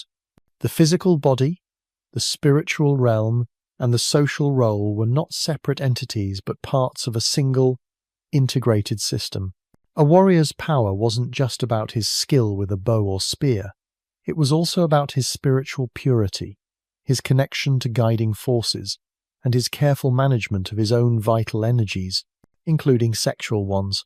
It's a powerful reminder that strength could be found not just in brute force, but in disciplined self-control and spiritual alignment. Leaving the intense world of warrior sexuality, you now confront a darker, yet historically undeniable, reality. The complex and often brutal dynamics of captivity and sex within Native American intertribal relations. This isn't a comfortable topic, but understanding it is crucial to grasping the full spectrum of intimate interactions, particularly in times of conflict. You're looking at situations where power imbalances profoundly shaped sexual encounters, often blurring lines between forced unions and eventual integration. You might learn of instances where women, captured during raids between warring tribes, were taken as wives by their captors. This mainstream historical fact that sexual relations, sometimes leading to marriage, occurred between captors and captives in various Native American conflicts was a reality, though its nature varied widely. For some captives, particularly women, becoming a wife was a means of survival and integration into a new community, sometimes leading to genuine affection and a new family. For others, it was an act of brutal subjugation and trauma. It's like being forced onto a ship to a new land, where your survival depends on adapting to an entirely new set of rules, and often new intimate realities. You sense the profound desperation and complex emotional landscapes involved. A particularly grim detail you might encounter is that while some captives were eventually adopted and fully integrated into the new tribe, even achieving respected positions, the initial sexual acts often occurred under duress. The concept of consent as understood today was often absent in these circumstances, particularly for women taken as spoils of war. It's a harsh reminder that conflict strips away layers of human dignity. Historians still argue whether the integration of captives, including through marriage, was primarily a strategic decision to replenish tribal populations and forge alliances, or if genuine affection and family bonds could truly form over time in such origins. You observe the stark contrast between consensual, community-sanctioned unions and these coerced beginnings. While later relationships might develop, the foundation of captivity meant an inherent power imbalance.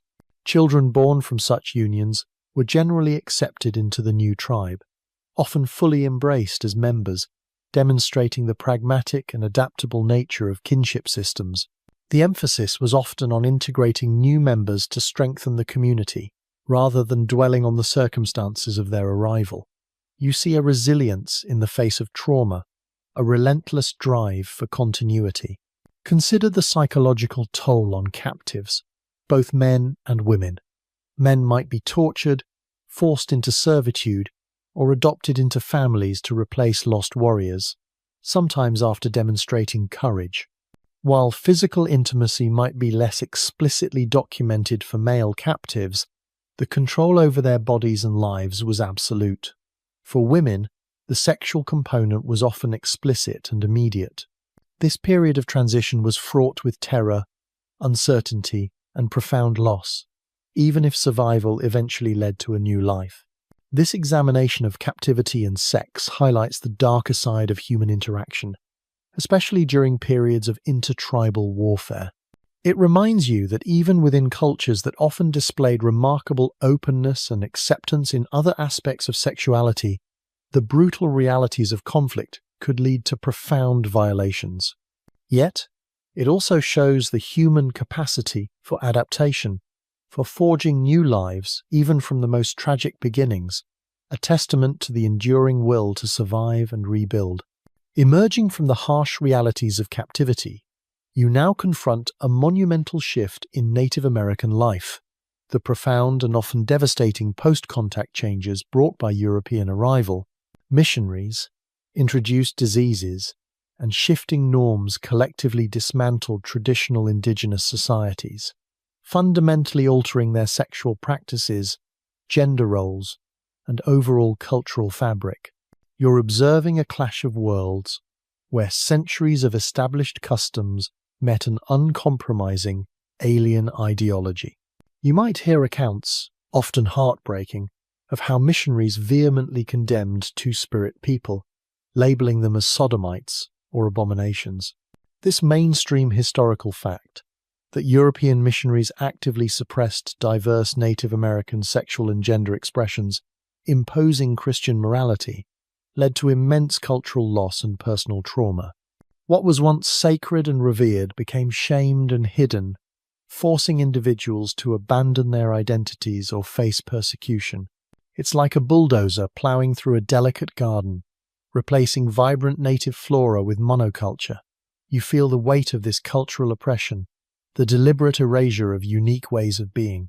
A particularly tragic detail you learn is how European diseases, like smallpox and measles, decimated native populations, sometimes wiping out entire villages. This catastrophic loss of life not only reduced tribal numbers but also shattered social structures, kinship networks, and the transmission of traditional knowledge, including sexual practices and rites. The sheer scale of death meant that many unique customs, including those related to intimacy and gender, simply vanished, with no one left to remember or teach them. It's like an entire library burning down, its irreplaceable contents lost forever. Historians still argue whether the demographic collapse due to disease alone was more destructive to indigenous social structures than the direct cultural imposition by European settlers and governments. You observe the introduction of rigid gender roles imported directly from European patriarchal societies. Women, who in many tribes held significant power, property, and autonomy, found their roles diminished and their influence curtailed. The emphasis shifted to nuclear families, male dominance, and the suppression of female economic and political authority. You see the subtle yet powerful erosion of a balanced societal structure, replaced by a hierarchical model that often stripped women of their traditional agency, including their control over their own bodies and reproductive choices. Consider the impact on pre-marital sexual freedom and divorce practices. Where once there was openness and fluidity, missionaries introduced concepts of sin, illegitimacy, and the indissolubility of marriage. This led to increased social stigma for children born outside of marriage, pressure for lifelong monogamy even in unhappy unions, and the shaming of previously accepted sexual behaviors. You realize how profoundly personal lives were regulated and controlled by external forces, leading to widespread psychological distress and cultural dissonance. This period marked a profound rupture, a violent interruption of centuries of organic cultural development. The imposition of foreign norms, often backed by coercive power, forced indigenous peoples to adapt, resist, or succumb. While resilience and adaptation are powerful themes in Native American history, the post-contact changes fundamentally altered the intimate landscapes of their lives, leaving a legacy of challenges that continue to reverberate to this day. It's a sobering reminder of the fragility of cultural identity in the face of overwhelming external pressure. Despite the devastating impacts of post-contact changes, you now witness a testament to the enduring strength and adaptability of Native American cultures. Their modern impacts, highlighting continued traditions, remarkable resilience, and the challenges they still face. You're observing how historical practices, even those once suppressed, continue to resonate and are actively being revitalized in contemporary Native American communities. You might attend a powwow or a community gathering where the concept of two-spirit identity, once driven underground, is now openly discussed and celebrated. This mainstream historical fact, that many contemporary Native American communities are actively reclaiming and revitalizing their traditional understandings of gender and sexuality, including two-spirit identities, represents a powerful movement of cultural resurgence.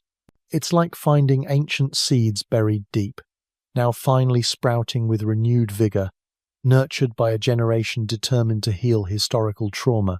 You feel the pride and the sense of belonging that comes with this reclamation. A particularly poignant detail you might notice is the ongoing struggle against internalized shame, a direct legacy of colonial moral imposition. Many elders and community members work tirelessly to re-educate their youth about traditional values, reminding them that their ancestors held diverse sexual and gender expressions in high regard. It's like undoing centuries of misinformation, one conversation at a time, patiently rebuilding cultural confidence.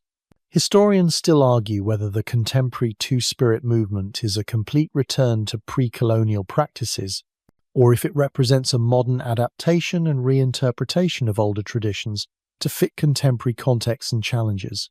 You observe various Native American artists, writers, and activists using their platforms to educate the wider public about Indigenous sexual diversity, challenging stereotypes, and advocating for greater understanding and acceptance.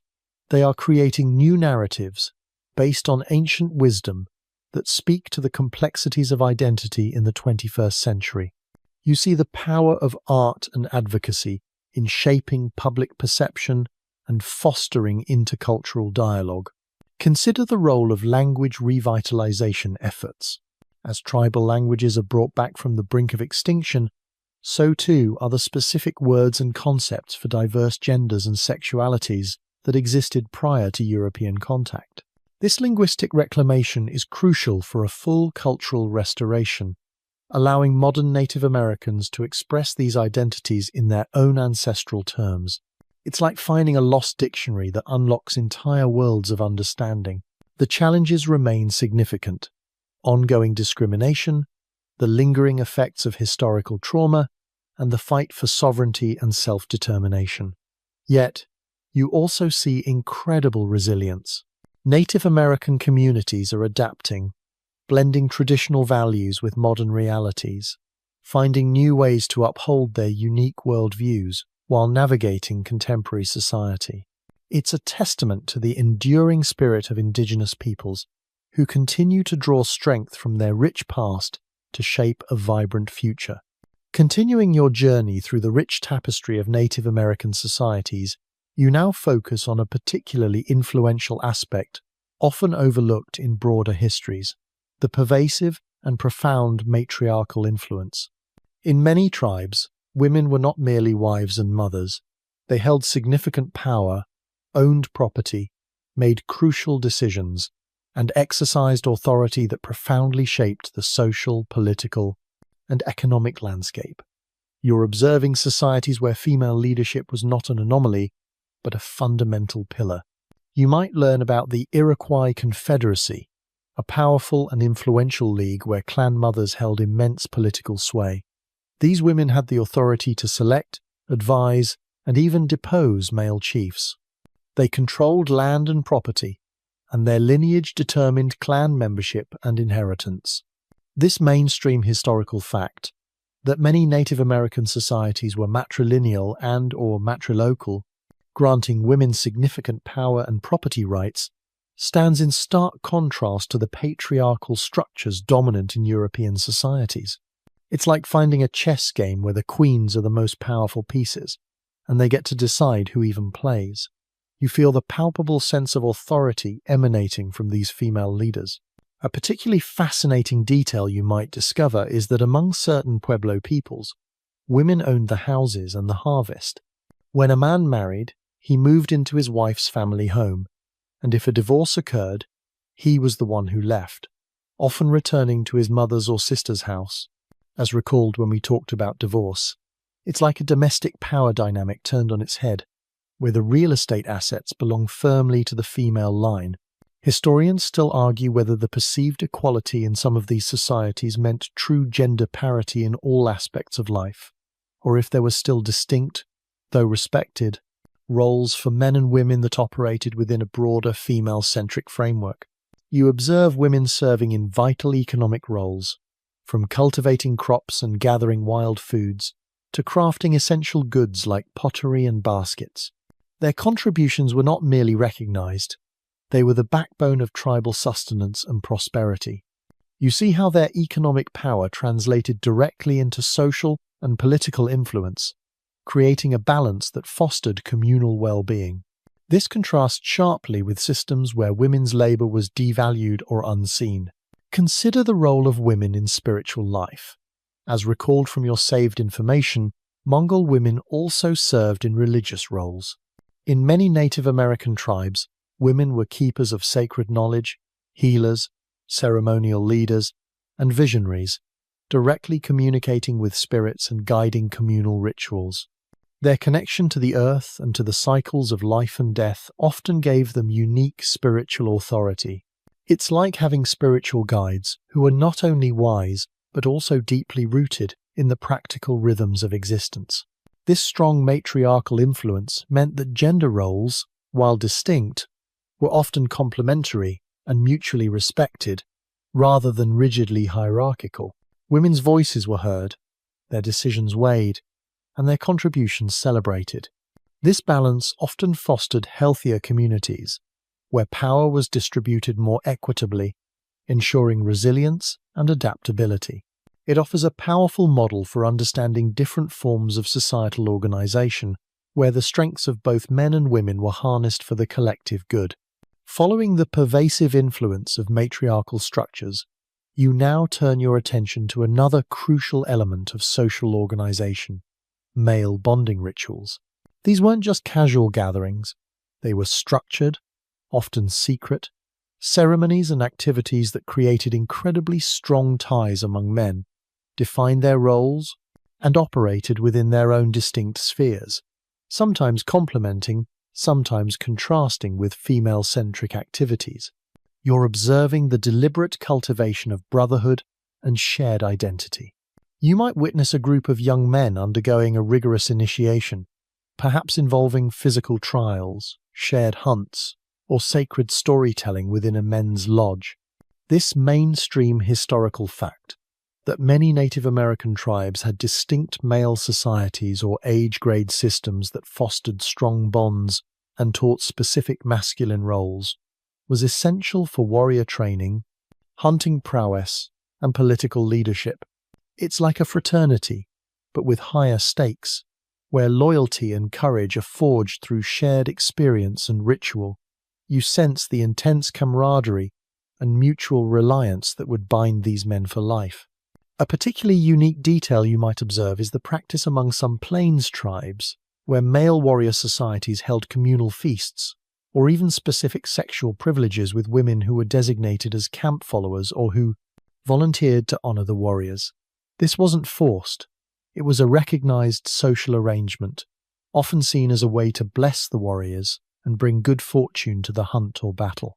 It's like a victory celebration, but with an ancient ritualized component that might surprise modern sensibilities. Historians still argue whether these specific sexual practices were widely accepted by all women in the community, or if they sometimes represented a more complex dynamic of power and social expectation within the warrior culture. You notice that these male bonding rituals often served as crucial training grounds. Younger men learned from their elders about hunting techniques, tracking skills, warfare strategies, and the spiritual responsibilities associated with their roles. They were taught to endure hardship, show courage, and prioritize the well-being of the tribe above individual desires.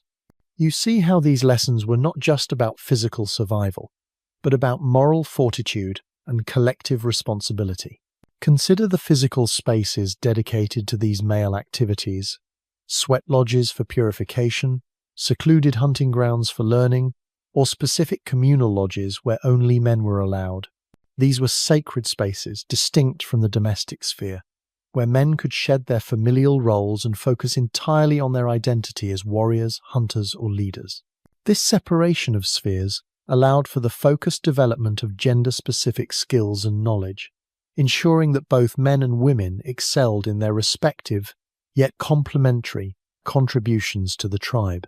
This emphasis on male bonding created a strong sense of collective identity and mutual support among men, essential for tasks like large-scale hunting expeditions or defensive warfare. It ensured that men were not only skilled but also deeply connected to each other, forming a resilient and effective force for the protection and provision of their community. It underscores the careful social engineering that fostered robust societal structures, ensuring both individual growth and communal strength through specialized yet interconnected roles. From the deep bonds of male societies, you now shift focus to one of the most fundamental and universally important aspects of tribal life: child rearing. For Native American tribes, raising children was rarely the isolated burden of a single set of parents. It was a deeply communal effort, characterized by gentle guidance, extensive support, and diverse familial structures. You're witnessing a system designed to nurture every child into a well-adjusted, confident, and integral member of the community. You might observe a child moving freely between their parents, grandparents, aunts, and uncles, receiving affection and instruction from many adults. This mainstream historical fact that child rearing was often a collective responsibility involving extended family and the wider community meant that children grew up surrounded by a strong support network. It's like having a dozen loving mentors constantly available, each offering unique perspectives and skills. You feel the warmth of this collective embrace, sensing the security and belonging it would instill in a young heart. A particularly tender detail you might learn is that physical punishment was rare and largely frowned upon in many tribes. Instead, children were guided through gentle persuasion, storytelling, and the power of example. Shame or ridicule were considered far more effective and less damaging tools for correcting behavior than physical discipline. It's like parenting with a soft touch and a wise word, aiming to teach rather than to simply control. Historians still argue whether this lenient approach sometimes led to children being less disciplined in the European sense, or if it fostered greater independence and self-reliance, producing more resilient adults. You observe that children were encouraged to explore, learn through play, and develop their unique talents from a young age. Their curiosity was fostered, and they were often included in adult activities, learning by observing and participating. They weren't segregated into kid spaces. They were integral parts of daily life, gradually absorbing the skills and knowledge necessary for their future roles. You see how this hands-on, immersive education created highly capable and culturally grounded individuals. Consider the role of elders, particularly grandmothers, who often played a pivotal role in the upbringing of children. They were the storytellers, the wisdom keepers, and the primary educators in many aspects of cultural knowledge, including sexual education, as recalled from our earlier discussion. Their presence provided continuity, linking children directly to the traditions and values of their ancestors.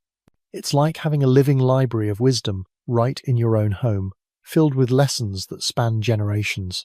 This communal approach to child rearing fostered strong interpersonal bonds and a deep sense of responsibility towards the younger generation. Every child was seen as a gift to the entire tribe, and their healthy development was a shared investment. It ensured that no child was truly alone, and that a diverse range of perspectives and skills contributed to their growth. It offers a powerful alternative to isolated nuclear families, demonstrating the strength that lies in collective care and nurturing. Following the collective warmth of child rearing, you now arrive at the venerable position of elders' wisdom within Native American tribes. These weren't merely old people. They were the living repositories of tradition, the storytellers, the counselors, and the ultimate authorities on matters of life, including providing sexual advice and imparting profound life lessons.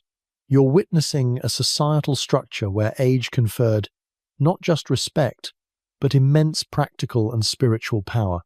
You might see a young couple, perhaps contemplating marriage or struggling with infertility, seeking counsel from a revered elder, whose words are listened to with profound attention. This mainstream historical fact, that elders were highly respected as keepers of knowledge and provided guidance on all aspects of life, including intimate matters, was a universal cornerstone of Native American societies. They were the human equivalent of an ancient, perfectly indexed encyclopedia, filled with practical solutions and timeless truths. You feel the quiet gravity of their presence, knowing that generations of experience reside within their gaze. A particularly empathetic detail you might learn is that elders often used nuanced storytelling and analogies to convey sensitive information about sexuality and relationships, rather than blunt directives. They understood the power of metaphor and the importance of allowing individuals to draw their own conclusions, guiding them gently toward wisdom. It's like receiving advice wrapped in a beautiful, illustrative poem, making it memorable and deeply personal. Historians still argue whether the elders' role was purely advisory, or if in some cases their guidance on intimate matters carried the weight of communal expectation, particularly when it concerned tribal continuity or spiritual harmony. You observe the continuous process of knowledge transfer. Elders didn't just wait to be asked. They actively observed, assessed, and proactively shared their wisdom, ensuring that traditions were preserved and younger generations were prepared for the challenges of life.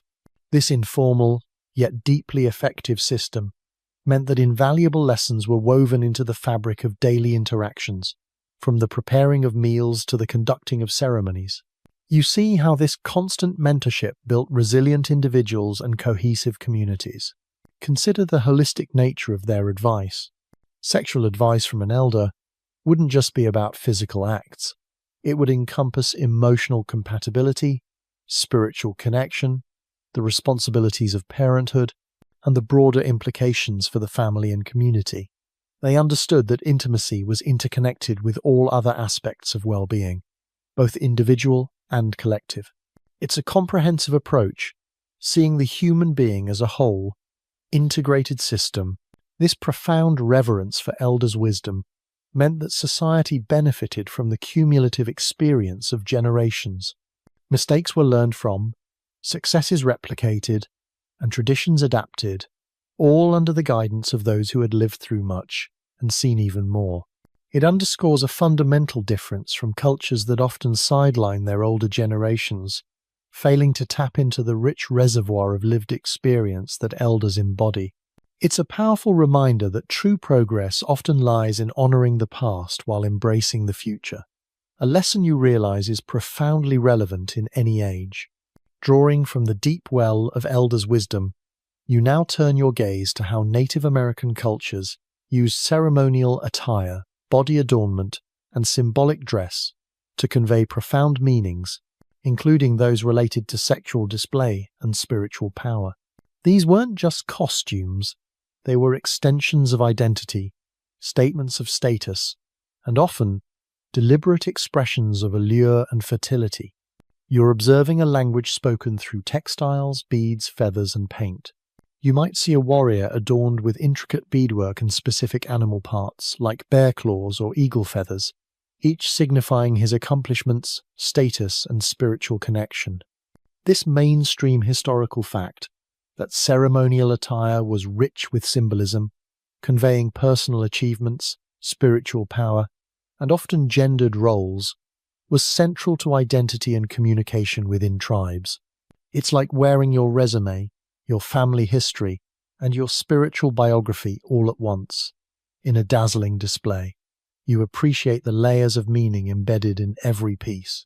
A particularly captivating detail you might notice is the subtle, or sometimes overt, use of certain designs or elements in ceremonial dress to enhance attractiveness or signal sexual availability, particularly during dances or social gatherings. For example, specific patterns on a woman's dress might emphasize her fertility, or a man's elaborate headdress might subtly underscore his virility and strength as a desirable mate. It's like an ancient form of fashion communication, where clothing wasn't just about covering up, but about conveying complex messages of desirability and life force. Historians still argue whether the primary intent behind sexually suggestive attire was always for spiritual or communal purposes, or if individual expression of eroticism also played a significant, if less documented, role. You observe the meticulous craftsmanship involved in creating these garments. Every bead, every feather, every stitch was imbued with meaning and intention. The process of creation itself was often a spiritual act, further imbuing the attire with power. You see how these clothes were not simply worn, they were experienced, a fusion of art, spirituality, and personal identity. Consider the contrast between daily wear and ceremonial attire. While everyday clothing was often practical and understated, ceremonial dress was designed to be striking, to command attention, and to transform the wearer. It allowed individuals to step into a heightened state of being, embodying spiritual roles or projecting their full, powerful selves during important events. It's like putting on your superhero costume, ready to embody your full potential. This use of ceremonial attire underscores the holistic view of the human body and its place in the world. The body was seen as a canvas, capable of expressing profound spiritual truths, social status, and even the celebration of human sexuality and fertility. It offered a visual vocabulary that communicated complex ideas about identity, belonging, and the interconnectedness of all life. It's a powerful reminder that dress is rarely just about fabric. It's about making a statement, often about the deepest parts of who we are. From the intricate layers of ceremonial attire, you now delve into the overarching philosophy that united many Native American perspectives on intimacy and well-being, a holistic view of mind, body, and spirit, where sexual well-being was inextricably linked to overall health, communal harmony, and spiritual balance. You're observing a worldview where nothing was truly separate, and the health of one aspect influenced all others. You might hear a traditional healer explain that an individual's emotional distress or physical ailment could be rooted in an imbalance within their relationships or a disconnect from their spiritual path. This mainstream historical fact, that many Indigenous healing traditions viewed health as a balance between mental, physical, spiritual, and communal well-being, often integrating sexual health into this broader framework, underscores a profoundly interconnected approach to life.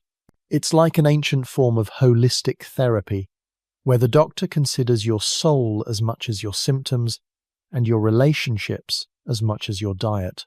You feel the deep wisdom in this integrated perspective, a refreshing contrast to fragmented modern medical approaches.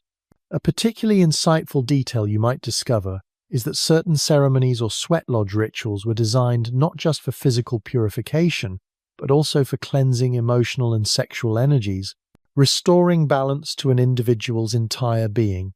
These weren't necessarily about guilt, but about realignment, ensuring that one's intimate life contributed positively to their overall harmony. It's like a spiritual spa day, but with profound internal cleansing as the main event. Historians still argue whether the concept of sexual wellness in these holistic frameworks aligned perfectly with contemporary Western definitions, or if it encompassed a broader understanding of vital life force and communal contribution. You observe how personal relationships were viewed as integral to community health. A harmonious marriage or a healthy sexual relationship between individuals was seen as contributing to the overall strength and well-being of the entire tribe. Conversely, discord or unhealthy intimate dynamics could be seen as having a ripple effect, potentially impacting the collective spirit. You see how individual choices were deeply contextualized within the larger social fabric, making personal well-being a communal concern. Consider the role of sacred reciprocity. The giving and receiving of sexual energy, when done with respect and intention, was often seen as an act of creation, mirroring the Earth's own generative power. This wasn't just physical pleasure, it was a spiritual exchange, contributing to the life force of the world itself. It's a powerful perspective that elevates intimacy beyond mere recreation, transforming it into a sacred act of co-creation with the universe. This profound, holistic understanding meant that Native American societies often approached sexuality with a reverence that blended the physical, emotional, and spiritual. It fostered an environment where intimacy was seen as natural, powerful, and essential for a balanced and vibrant life. It offers a powerful counter-narrative to cultures that have historically compartmentalized or demonized human desire, providing a testament to a healthier, more integrated way of being. Finally, having traversed the fascinating landscape of Native American intimate practices, you arrive at the culmination of our journey. This deep dive into the historical perspectives on sexuality, gender, and relationships reveals not just bizarre curiosities, but profound alternative models for human experience. You've seen how these societies, long before the rigid binaries of European thought took hold, embraced a fluidity and an integration of mind, body, and spirit that modern cultures are only beginning to rediscover. You reflect on the concept of two-spirit individuals, who were not merely tolerated but revered as sacred, embodying a balance that was seen as a gift to the entire tribe. This contrasts sharply with the centuries of persecution and misunderstanding that gender non-conforming individuals faced in other parts of the world. You've learned about arranged marriages that nonetheless fostered deep affection, about polygamy as a practical solution for economic and social stability, and about divorce that was surprisingly simple and compassionate. Consider the role of pre-marital freedom, allowing young people to explore and learn without the burden of shame. You've peered into the profound discipline of vision quests, where sexual abstinence could be a path to spiritual enlightenment, and glimpsed the intriguing, albeit debated, concept of ritual sexuality tying human acts to cosmic fertility. The subtle power of fetish objects and the deep insights gleaned from dream interpretation showed you a world where the sacred permeated every aspect of life. You now appreciate how sexual education was a continuous, communal effort, passed down through storytelling and example, fostering a healthy understanding of intimacy from a young age. Even the taboos and prohibitions were not arbitrary, but carefully crafted guidelines to ensure social order and community well-being, demonstrating that even in openness, boundaries were respected. The pervasive humor surrounding sexuality revealed a relaxed, integrated view where laughter was a tool for understanding and connection. The artistry and symbolism in their ceremonial attire and art forms celebrated the life force, unafraid to depict the very essence of creation. You've understood the unique dynamics of warrior sexuality and confronted the challenging realities of captivity and sex, acknowledging the brutal truths alongside the resilience of the human spirit. Finally, you've witnessed the devastating impact of post-contact changes, where foreign ideologies attempted to erase centuries of indigenous wisdom, but also the incredible modern resilience as native communities reclaim their heritage and traditional understandings of gender and sexuality. The powerful matriarchal influence in many tribes underscored a balanced approach to power, while male bonding rituals fostered strong, dedicated communities.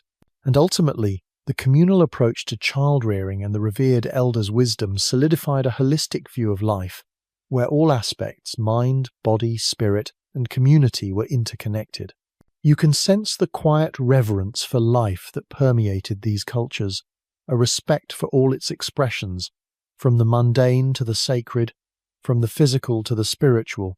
It's a profound lesson in diversity, acceptance, and the endless ways humanity can navigate the complexities of desire, family, and purpose.